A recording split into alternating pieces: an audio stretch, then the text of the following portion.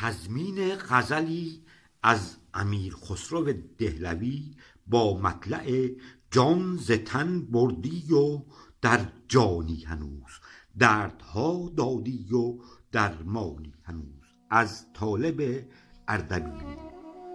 شد زمستان چون گلستانی هنوز، معنی جاوید جانانی هنوز، آنچه گویم باز میدانی هنوز، جان ز تن بردی و در جانی هنوز، دردها دادی و درمانی هنوز. گیسوان را چون حریقی بافتی، آتشی از برق چشمم یافتی، خنجر عشقت به آتش تافتی، آشکارا سینه ام بشکافتی، همچنان در سینه پنهانی هنوز. بازآ تا که ویرانم بساز، جانم اندر آتش وصلت گداز.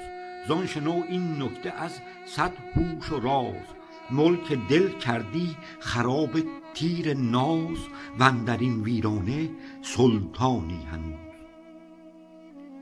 روی خود از عاشقت بنهفته ای، تیرگی را از وجودش رفته ای، آفرین با گوش جان بشنفته ای، هر دو عالم قیمت خود گفته ای، نرخ بالا کن که ارزانی هنوز. بر پرستار خیالم تاختم، لیک با او در ستیزم باختم، زان چنین خوش شعر تر پرداختم، من ز گریه چون نمک بگداختم، تو ز خنده شکرستانی هنوز. ملک دل از جور تو آباد گشت، سایل کویت ز لطفت پاد گشت، روح من زیر رحمتت چون شاد گشت، جان ز بند کالبد آزاد گشت، دل به گیسوی تو زندانی هنوز.